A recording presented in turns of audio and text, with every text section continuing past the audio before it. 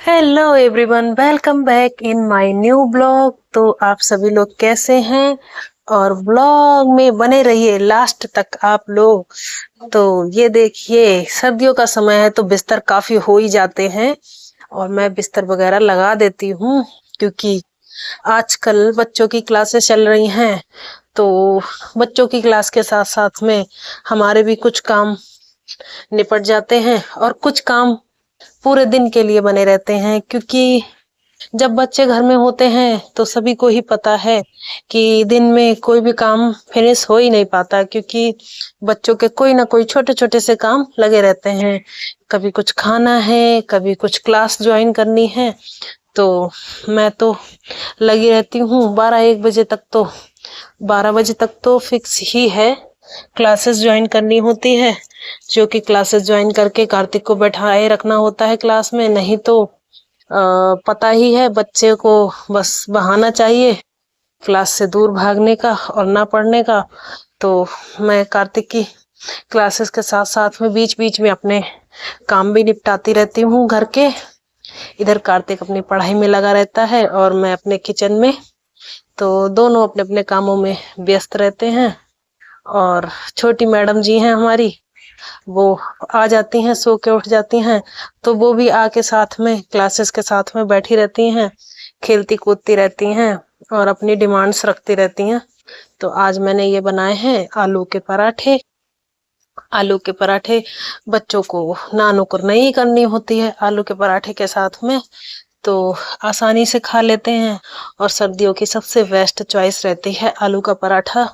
बिल्कुल भी टेंशन नहीं रहती है कि बच्चे खाएंगे कि नहीं खाएंगे, कोई खाएगा कि नहीं खाएगा।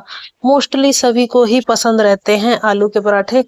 तो टेंशन फ्री होकर मैं आलू के पराठे तो जब भी बनाती हूँ बिल्कुल भी नहीं सोचती कि कोई खाएगा या नहीं, क्योंकि सभी लोग आराम से खा लेते हैं। और फिर अब इधर मैं बना रही हूँ हरी धनिया की चटनी, क्योंकि चाय पी पी के आज मैं तो बोर हो गई हूँ। मैंने बहुत ज्यादा ही चाय पी ली है। मुझे इतना ज्यादा चाय पीने के बाद में बिल्कुल भी चाय पीने का मन नहीं है पराठे के साथ में। तो मैंने सोचा चलो बना लेती हूँ। धनिया भी रखा हुआ है 2-3 दिन से, और थोड़ा थोड़ा यूज करते करते थोड़ा सा बच गया है। तो मैं सोच रही हूँ इस धनिया की बना लूं चटनी, और चटनी बन जाएगी तो जो बचा हुआ ये धनिया है यूज भी हो जाएगा और हमारा फ्लेवर भी चेंज हो जाएगा। तो पराठे के साथ में मैंने यह हरी धनिया की चटनी बना ली है। और मॉर्निंग के टाइम में मैं हो गई हूँ बिल्कुल रेडी। और अब बच्चों का लग गया है दूसरा नंबर। मॉर्निंग में बच्चों को चाय के साथ कुछ बिस्कुट रस वगैरह खा लेते हैं।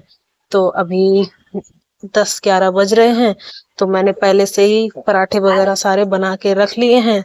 तो जैसे ही बच्चों को भूख लगती है फटाफट से परोस के मैं दे दूंगी, क्योंकि बच्चों को जब भूख लगती है तो बिल्कुल भी नहीं रुकते हैं, बिल्कुल भी पेशेंस नहीं रखते हैं, तो जल्दी जल्दी खाना मांगते हैं फिर। तो मैं बना के पहले से रख रखी हूँ। तो मैं परोस लेती हूँ अपना और बच्चों का ये मॉर्निंग के लिए नाश्ता। और नाश्ता करके बच्चे अपनी क्लासेस वगैरह पूरी करने के बाद में अब बैठ गए हैं टीवी देखने के लिए। टीवी देखने के बाद में क्या ये है कि अब जाना है ट्यूशन वगैरह। तो ट्यूशन जाने के लिए अब जाने से पहले भी अच्छा ही है बच्चों को फिट करके बिल्कुल भेजो, ताकि ये ना हो बच्चे को भूख में तो बिल्कुल भी नहीं मन लगेगा पढ़ाई में। तो इधर ये देखिए आज पानी बिल्कुल भी नहीं आ पाया। और जब पानी नहीं आया तो क्या ही था कि मैंने बाल्टी में पानी रख लिया है और मैं इससे ही बर्तन धो रही हूँ पूरे दिन। और जब पानी नहीं रहता है टंकी में तो बहुत प्रॉब्लम होती है बर्तन वगैरह धोने में। और मैंने बच्चों को खिचड़ी खिला दी है। खिचड़ी खिला के मैंने बच्चों को भेज दिया है ट्यूशन। ट्यूशन से भेजने के बाद में मैंने भी थोड़ी सी खिचड़ी खा ली दोपहर के खाने में, क्योंकि मेरा बिल्कुल भी फिक्स नहीं रहता है दोपहर के समय, क्योंकि रोटी पराठा तो बिल्कुल भी खाने का मन नहीं करता है। जब कुछ ऐसे ही चीज बनाती हूँ खिचड़ी दलिया या चावल वगैरह, तभी मैं दोपहर को खाने में खाती हूँ। तो या फिर मैं कुछ ना कुछ पापड़ी की चाट वगैरह बना लेती हूँ, मुरमुरे लैया वगैरह की। वो खाती हूँ दोपहर में। फिर तो शाम के समय पापा जी लेकर आ गए हैं कार्तिक के अपने लिए अपनी फेवरेट सब्जी।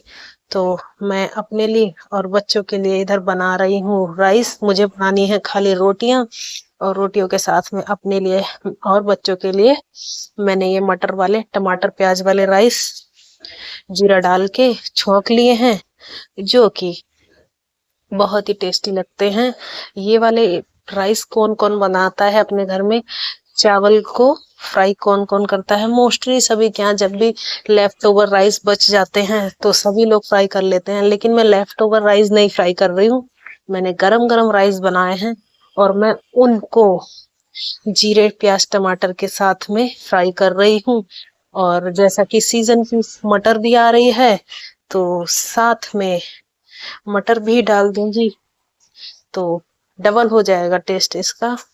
और बहुत जब कभी कई बार होता क्या है कि खाने का बिल्कुल भी मन नहीं करता है, रात के समय में कुछ लगता है अलग ही हो, मन नहीं करता है, तो फिर मैं ऐसे ही चीज बनाती हूँ जो कि सभी लोग आसानी से बन भी जाए और आराम से खा भी लें। तो ये मेरे मटर वाले फ्राई राइस तैयार हो गए हैं। जब कुछ भी पसंद नहीं आता है या कभी भी राइस ज्यादा बच जाते हैं तो सभी के यहाँ अपने सभी लोगों के यहाँ यही होता है कि राइस को फ्राई कर लिया जाता है, लेकिन मैं बचे हुए राइस फ्राई नहीं कर रही हूँ। मैंने स्पेशली राइस बनाए हैं फ्राई करने के लिए। और इस तरीके से दिन सर्दियों के इतनी जल्दी जल्दी निकल जाते हैं कि कुछ पता ही नहीं चलता है। जिस दिन 2-4 काम एक्स्ट्रा होते हैं ना, उस दिन और भी दिन यूं ही निकल जाता है। थोड़ा सा शाम के बाद में समय रुकता है, क्योंकि दिन का समय बहुत ही छोटा रहता है कि ज्यादातर तो ब्लॉग में शूट करने में बहुत ही प्रॉब्लम हो जाती है, क्योंकि पता ही नहीं चलता है। घर के कामों में करते करते दिन इतने जल्दी जल्दी निकलता चला जाता है कि एक काम से निकलते ही दूसरे काम की तरफ लगते हैं तो पता ही नहीं चलता है कि दिन कब गुजर गया। ऐसा लगता है कि वैसे तो डेली के सारे काम सेम ही रहते हैं, लेकिन दिन इतने छोटे होने के वजह से ऐसा लगता है कि कब सुबह होती है और कब शाम होती है बिल्कुल भी पता नहीं चलता है। और इस तरीके से हमारे लोगों का डिनर फिनिश हो गया है।